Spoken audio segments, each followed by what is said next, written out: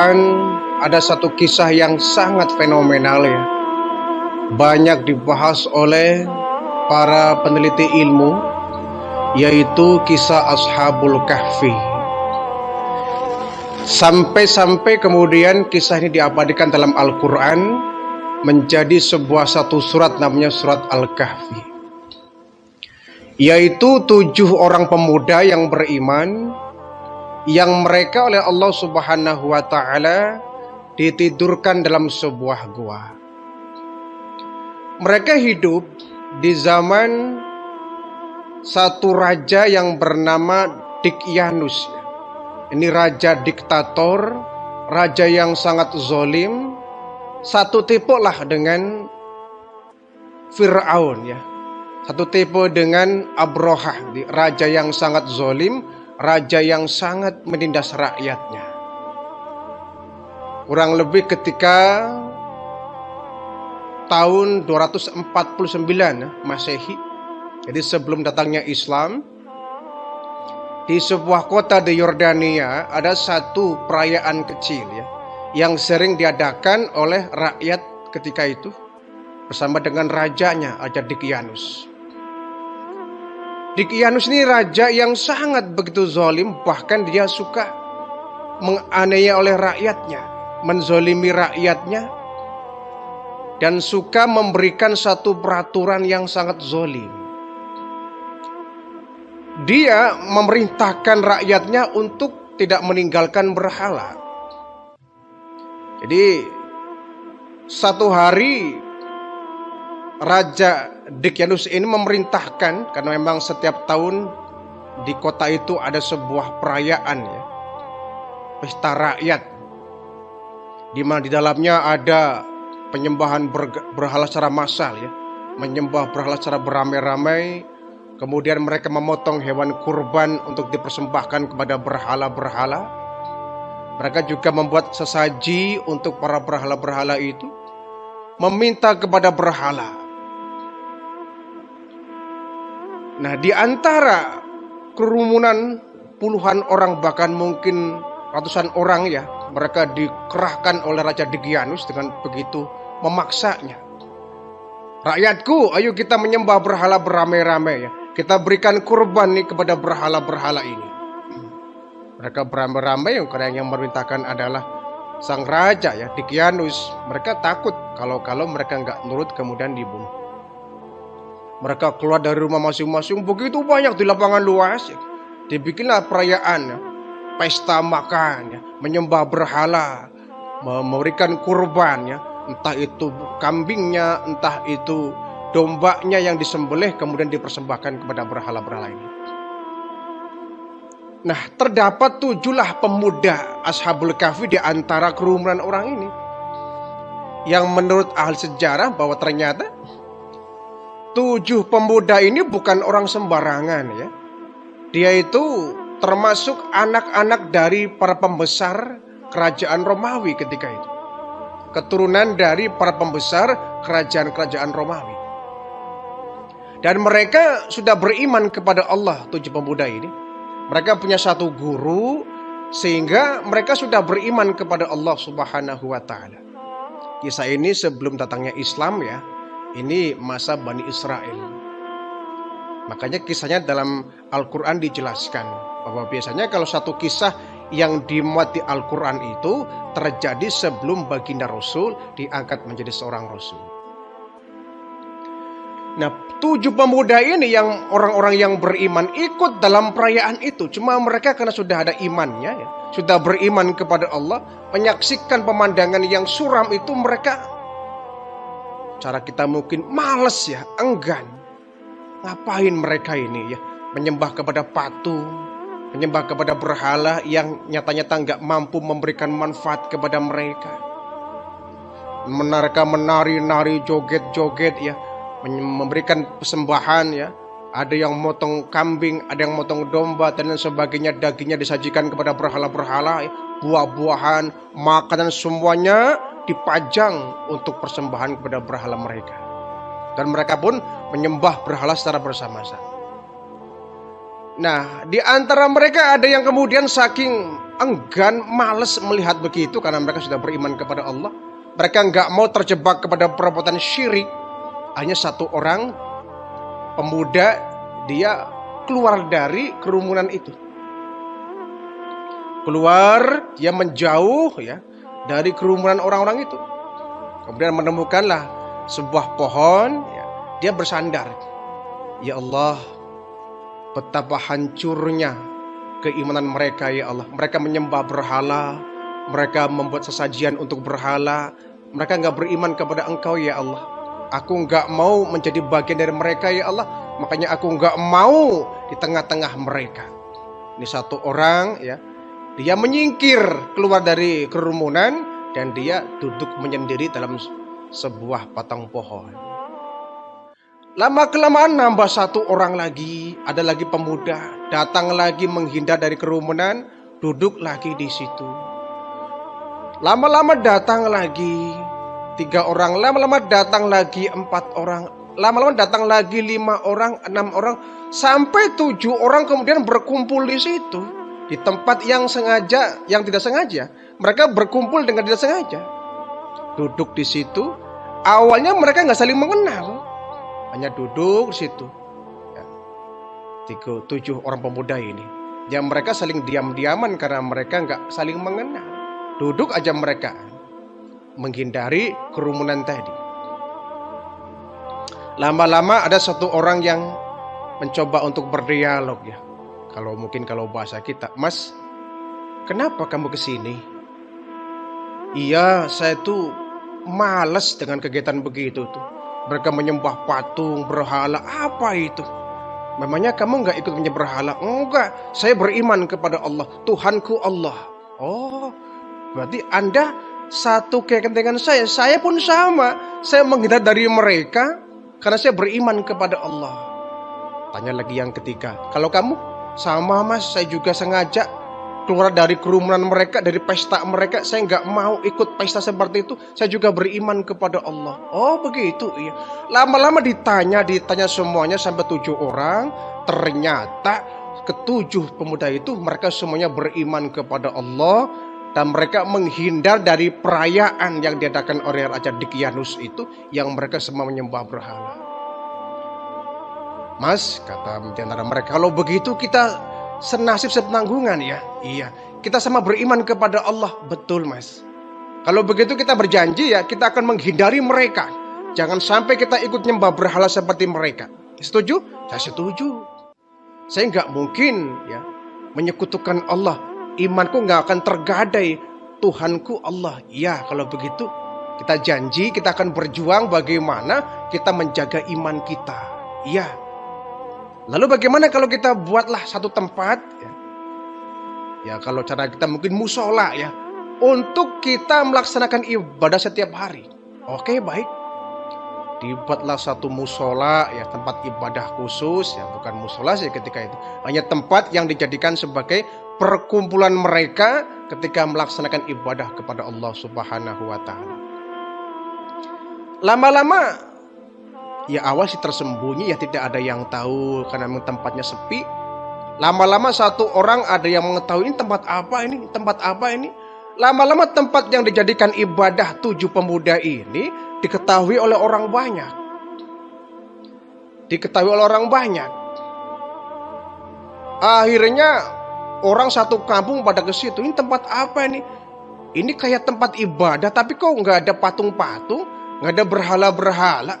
Tempat apa ini? Ketika ditanya, di antara pemuda ini ada yang memberikan diri. Ini adalah tempat kami menyembah kepada Allah. Menyembah kepada Allah? Iya. Memangnya Tuhan kamu siapa? Tuhan kami Allah. Allah? Iya. Bukan berhala? Bukan. Berhala yang kalian sembah itu bukan Tuhan kalian. Itu benda biasa yang dia berdiri pun gak mampu. Oleh kalian kan diberdirikannya. Gak bisa bicara, gak bisa mendengar, gak bisa melihat. Itu bukan Tuhan kita. Tuhan kita sebenarnya adalah Allah Subhanahu wa taala. Kata di antara warganya bilang, kamu kalau ketahuan sang Raja Dicyanus, mati kamu. Gak apa-apa. Yang penting saya beriman kepada Allah. Saya nggak mungkin mengikuti ajakan Raja Dicyanus menyembah kepada berhala. Akhirnya dilaporkanlah kejadian ini kepada Raja Dicyanus. Wahai Tuan Raja, ada satu berita penting. Berita apa? Di satu sudut kota, ya, di sana ada tempat ibadah. Dan mereka tidak menyembah kepada berhala seperti yang kita sembah. Kok begitu? Iya. Lalu mereka menyembahnya apa? Menyembahnya kepada Allah. Lah, Allah siapa? Ya, Allah itu menurut mereka itu Tuhan mereka. Oh, bukan berhala? Bukan. Berarti dia sudah berani menantangku, kata Dicyanus ini. Tangkap mereka, siksa mereka, bila perlu bunuh mereka. Baik Tuan Raja. Dikerahkanlah orang-orang untuk menangkap pemuda ini. Sampai kemudian mereka mendengar bahwa mereka akan segera disergap, akan ditangkap oleh Raja Dicyanus. 7 pemuda ini kemudian mereka lari. Sebelum pasukan Raja Dicyanus ini sampai di tengah-tengah mereka, 7 pemuda ini lari. Lari ya, menyelamatkan diri. Nah, kemudian sampailah mereka di satu gua yang sangat kecil ya. Itu terdapat di Gunung Tikayus, Yordania itu. Gunung Tikayus. Di bawah itu ada lubang yang menyerupai sebuah gua. Mereka kemudian menemukan lubang gua itu. Di antara mereka ada yang kemudian punya ide.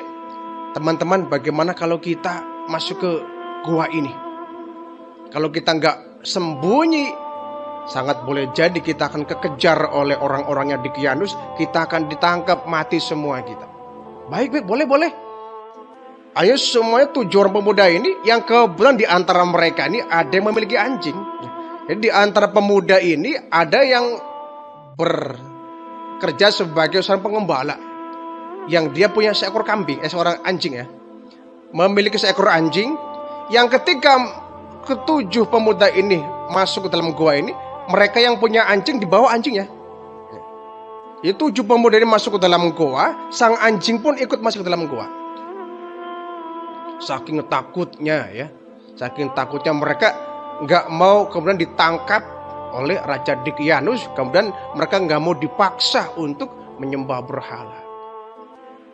Ya, dengan penuh ketakutan masuk dalam gua, mereka pun berdoa, Rabbana atina min ladunka rahmah wa hayyi lana min amrina rasyada. Al-Kahfi ayat 10.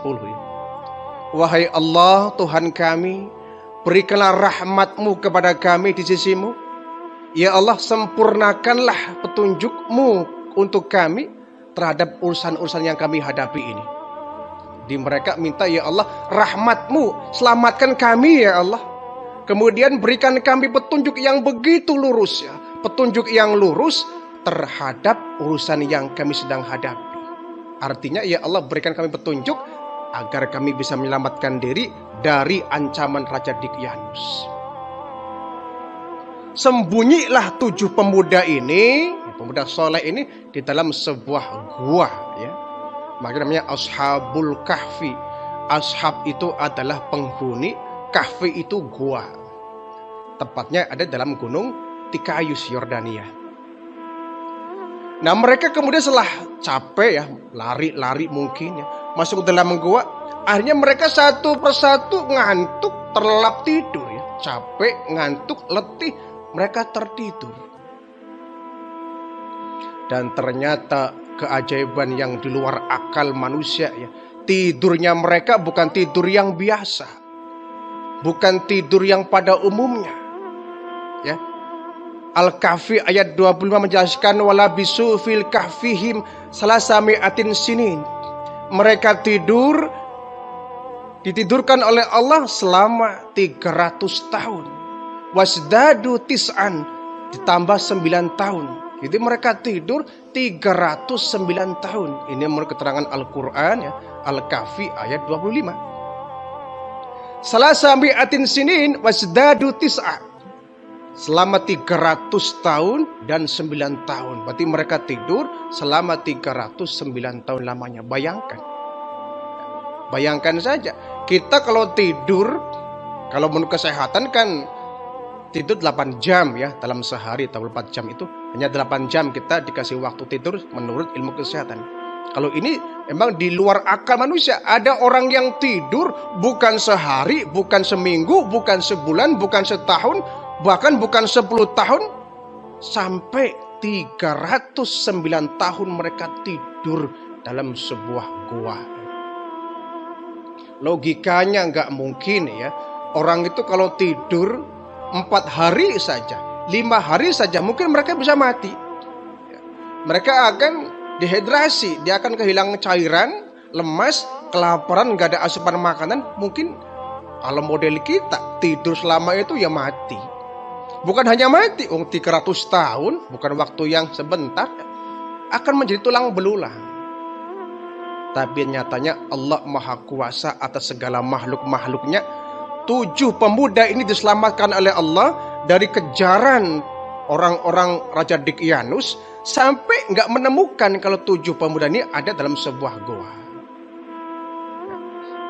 Ya putus asalah, setahun 2 tahun mereka nggak ketemu, sudahlah abaikan sajalah 7 pemuda itu.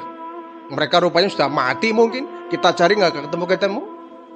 Padahal oleh Allah disembunyikan dalam sebuah goa dan ditidurkan selama 309 tahun lamanya.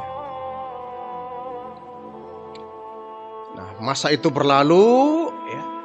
Singkat cerita, ketika sudah 309 tahun lamanya, mereka kemudian satu persatu dibangunkan oleh Allah. Satu orang bangun ya, yang lain dibangunin, bangun. 2 orang bangun, 3 orang bangun, 4 orang bangun, sampai 7 orang bangun, termasuk seekor anjingnya dibangunkan kemudian bangun. Setelah bangun ya mereka kucek-kucek mata sebagaimana seperti kita bangun tidur ya, orang tidur pada umumnya. Mereka merasa segar ya, mereka berseri-seri, ini kayaknya kita aman, ini gak bakal ketangkap oleh Dicyanus. Iya, kita mungkin kemarin capek ya, ngantuk. Iya, saya juga sama, kemarin capek, letih ya, lari-lari sampai ngantuk. Kita kira-kira ini tidur berapa jam ini? Ya kita paling tidur juga 1 jam. Enggak, kita perasaan lama nih, 1 hari mungkin. Ya 1 hari sih kayaknya enggak lah, paling-paling setengah hari kita tidur di sini. Ya maklum lah, kita mungkin capek ya, jadi kita tidur. Ya kita nggak tahu, mungkin sehari, mungkin setengah hari. Ternyata mereka nggak tahu sebetulnya mereka tidurnya bukan 1 jam, bukan 1 hari, bukan setengah hari, bukan seminggu. Mereka tidur selama 309 tahun. Kira-kira Dicyanus masih ngejar kita nggak ya? Ya nggak tahu juga, mungkin masih ngejar kita lah ya. Kita adalah target orang-orang Raja Dicyanus untuk ditangkap. Lalu bagaimana? Sementara kita lapar ini. Kalau kita terus takut dengan Dicyanus, ya kita akan di sini terus mati, kita di sini kelaparan. Ya udah, kamu cari aja makanan di pasar ya. Kamu tutupi aja mukanya dengan kain. Kan nggak ada yang tahu. Baiklah. Kita beli apa nih? Beli roti atau apalah. Kira-kira bisa mengejar perut. Tapi hati-hati ya. Jangan sampai kamu ketahuan pasukannya Raja Dicyanus. Iya, disangka mereka masih hidup tuh Dicyanus, padahal sudah meninggal ya ratusan tahun yang lalu. Kemudian mereka dengan sembunyi-sembunyi ya, mindik-mindik, karena disangkanya akan ketangkap oleh pasukan Dicyanus. Mereka membawa uang perak. Ketika satu di antara mereka keluar dari gua itu dengan mindik-mindik, mereka, satu orang itu kemudian kaget luar biasa. Terkejut luar biasa. Apa terkejutnya? Begitu mereka masuk, keluar dari goa, langkah, 2 langkah, 3 langkah menelusuri jalan di desa itu, kagum dan kaget, bahkan mungkin aneh luar biasa. Ini kok beda sekali kampung saya. Kok ada gedung yang tinggi menjulang? Kok sudah ramai banyak orang-orang, banyak jalan raya? Aneh, saya ngimpi atau enggak ya? Ada apa ini? Kok kampungku beda begini? Orang sudah ramai, bahkan sudah banyak istana-istana, gedung-gedung rumah yang mewah. saya ngimpi atau enggak ya? Dikucek-kucek matanya. Enggak, saya enggak mimpi kok. Ini kejadian apa ini? Aneh luar biasa. Jalan dia kemudian ya. Jalan, jalan dia ramai. Saya nyasar atau gimana? Ini kok orang banyak sekali. Ada pasar yang begitu megah. Masuk dia ke pasar, belilah roti. Begitu beli roti, pemuda ini mengasihkan ya, memberikan uangnya kepada sang pedagang. Sang pedagang kaget. Mas, yang bener aja mas. Ente ngeledek saya. Ngeledek maksudnya apa? Ini uang apa ini? Ini uang bener mas, ini uang perak. Bapak ini gimana? Ini uang apa? Ini sudah uang gak laku. Bagaimana mungkin uang ini bisa dipakai untuk jual beli? Ini uang gak laku. Laku bagaimana? Ini uang lama. Uang lama. Ini uang lama. Yang bener mas, iya. Memang mas dari mana?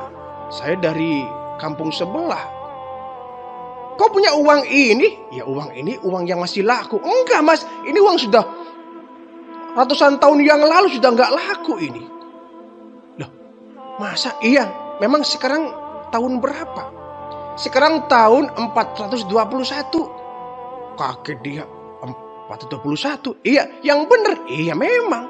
Sekarang sudah mencapai usia tahun 421 Masehi. Bukannya kata sekarang baru tahun 200. Mas ini ngimpi tahu bagaimana? Sekarang sudah menginjak tahun 421 Masehi. Berarti Mas itu orang dulu tak bagaimana? Iya, saya tuh lahir ketika usia 200 tahun Masehi. Loh, aneh bin ajaib, berarti Mas ini orang lama. Emang sekarang masih hidup tah Degyanus itu? Degyanus iya. Raja Zolim. Itu Mas sudah meninggal. Sudah sejak lama Mas. Ya, itu meninggal kurang lebih tahun 200-an Masehi ini. Udah meninggal sejak lama. Oh gitu. Nah sekarang memangnya kota ini yang memimpin siapa? Nah sekarang sudah ada raja yang baru namanya Theodosius. Dia raja yang beriman kepada Allah.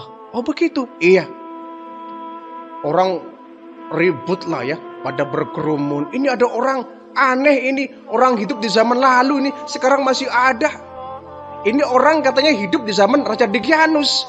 Sementara Degyanus kita tahu itu raja yang hidup ya pada sekitar tahun 249 Masehi. Ya sekarang dan 400.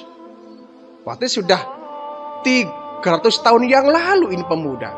Oh ramai itu. Yang bener Mas, iya. Ini buktinya. Dia bawa uang apa ini? Ini uang sudah nggak laku. Rame lah. Akhirnya Mas saya nggak sendiri loh Mas. Ada lagi. Iya teman-teman saya di goa sana 7 orang. Oh gitu. Iya. Seorang satu pasar ya, satu warga pada menggeruduk semua ke sebuah goa. Di situ orang pada nunggu. Hah? Ada apa rame-rame? Mau ditangkap ya kata mereka ya. Pasti Anda itu orang Degyanus ya. Degyanus apaan? Raja Degyanus sudah meninggal 300 tahun lalu. Sekarang sudah raja yang baru, Theodosius ya. Loh, berarti kita tidur sehari? Bukan sehari, sekarang tahun 400. Kita awal tidur kan tahun 249 Masehi. Sekarang kita berada di tahun 421 Masehi.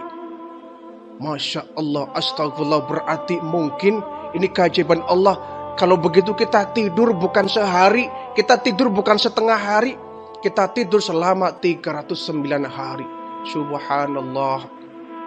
Kemudian pemuda ini pun dilaporkan kepada raja ya, Theodosius ya. Tuan Raja, iya. Ini ada 7 orang pemuda, iya. Dia ngaku hidupnya ketika zaman Raja Degyanus. Masa? Iya, masih hidup dalam sebuah gua. Panggil, coba panggil. Dipanggillah 7 pemuda ini menghadap Raja Theodosius. Hai tuan-tuan pemuda, apa yang Tuan katakan? Apa memang yang terjadi? Iya Tuan, kami ingat betul, kami sadar betul, kami nggak ngimpi, kami nggak ngelindur, kami nggak ngiko, kami betul ingat bahwa kami hidup pada zaman Raja Digianus, tahun kurang lebih 249 Masehi yang lalu. Saya ingat, Bapak nggak ngimpi? Enggak, saya nggak ngimpi. Ingat betul. Kemudian diiyakan oleh 7 pemuda. Iya benar, kami itu hidup di zaman Raja Digianus. Berarti ini orang umurnya sudah mencapai hampir 309 tahun lamanya. Kalau begitu, Anda berarti nenek moyang kami. Berarti Anda itu adalah orang yang hidup bukan sejaman dengan kami. Pantesan kami keluar dari goa, ya, masuk ke kampung ini, ke pasar, kami kaget. Kami dulu nggak seramai ini padang pasir dulunya. Padang pasir. Tandus, nggak ada rumah-rumah. Begitu kami keluar dari goa, kok banyak rumah-rumah mewah, banyak gedung-gedung bertingkat. Oh, kalau begitu Anda sudah diberikan keistimewaan oleh Allah, diberikan masa tenggang waktu tidur selama 309 tahun. Ketika makan selesai oleh sang raja, mereka balik kembali 7 orang ini ke dalam sebuah goa. Mereka bermohon, ya Allah, kami mohon wafatkan kembali kami ya Allah, karena percuma kami hidup bukan sezaman dengan kami. Kami nggak bakal bisa mengikuti, karena masa kami dengan masa mereka sekarang ini sudah berbeda. Kami nggak bakal bisa mengikuti mereka ya Allah. Kami bukan manusia yang hidup di zaman sekarang ini. Teman-teman kami, saudara kami yang dulu sekampung, sehalaman, mungkin mereka sudah di alam barzah. Jadi nampaknya kami percuma ya Allah tinggal di satu zaman yang bukan zaman kami. Oleh karena itu wafatkan ya Allah kami. Tidur kembali pemuda ini, 7 pemuda, kemudian mereka diwafatkan oleh Allah Subhanahu wa Ta'ala beserta anjingnya. Ini kan keajaiban yang luar biasa. Kok bisa ada orang tidur dalam sebuah goa 309 tahun lamanya? Ini tentu di luar akal sehat manusia. Tapi memang ahli sejarah, peneliti mengatakan bahwa memang di goa itu, tanah yang ada di goa itu katanya mengandung 3 unsur ya, kalsium, karbohidrat, dan magnesium. Sehingga 3 unsur ini yang menyebabkan tubuh mereka kemudian kekal, tidak sampai termakan oleh tanah ataupun rayap. Sehingga muncul sinar ya, namanya sinar alfa. Dengan sinar itu kemudian menyebabkan suhu tubuh mereka seimbang dengan suhu tubuh yang ada sekeliling mereka dalam sebuah goa itu. Ini kalau menurut ilmuwan ya, tapi kalau menurut dimensi keimanan bahwa ini semua adalah kekuasaan dari Allah Subhanahu wa Ta'ala. 309 tahun mereka tidur, tidak dimakan rayap, tidak dimakan cacing tanah, tubuh mereka utuh, tidak melepuh, ya, tidak menyatu dengan tanah, dan mereka dibangkitkan dalam utuh seperti manusia pada umumnya, seperti bangun tidur. Bismillahirrahmanirrahim.